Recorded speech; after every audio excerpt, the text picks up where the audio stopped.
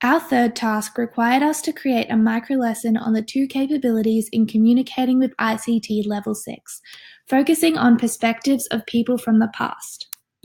Our PowerTune consisted of a paired activity involving analyzing perspectives and answering prompt questions on Padlet, a group activity involving curating resources on Tumblr, and a Socrative activity for giving the teachers feedback. We found it challenging to incorporate activities into our PowerTune micro-lesson. This was because it seemed to interrupt the flow of the PowerTune, and although we wanted to give detailed instructions for activities, we knew that by the end of the video, the students would have forgotten all of the instructions and would have to go back.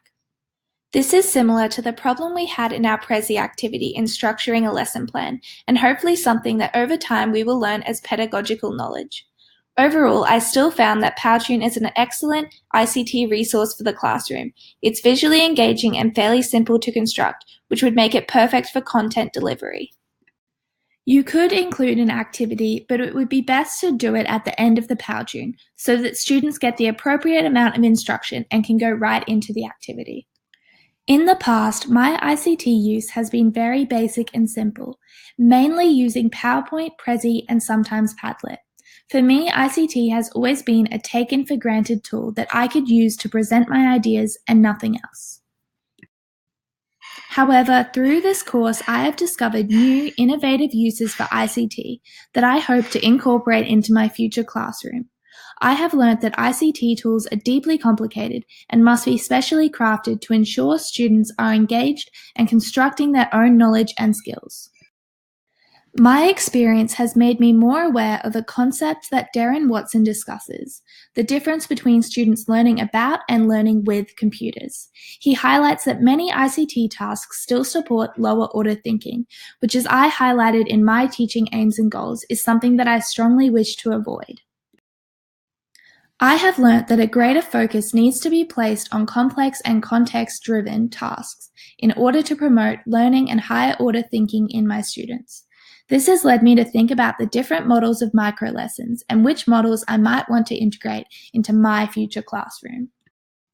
In their study of micro-lessons, Divaharan and Wong state, the individual mind functions within the environment. I particularly like the problem-based learning model of micro-lessons and its ability to immerse students in a problem and allow them to come to the knowledge on their own, promoting self-directed learning. My group used this form of learning in our PowerTune activity, in which we presented an image and asked students to tell us what was happening in the image, and then ask themselves why they might think that. A seemingly simple task becomes difficult when students are presented with the prompt questions on our Padlet, and this forced them to think deeper about perspectives. This is a new learning model for me, and I think it's a great way to use ICT to encourage learning, and one I will certainly be using in my future classroom.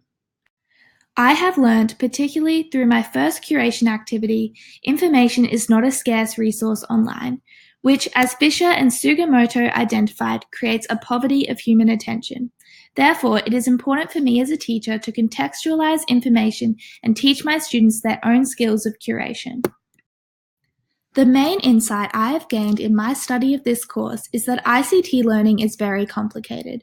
I will need to continue to reflect on whether I am effectively creating relationships between my technological, pedagogical, and content knowledge in order to be an effective teacher. Thank you.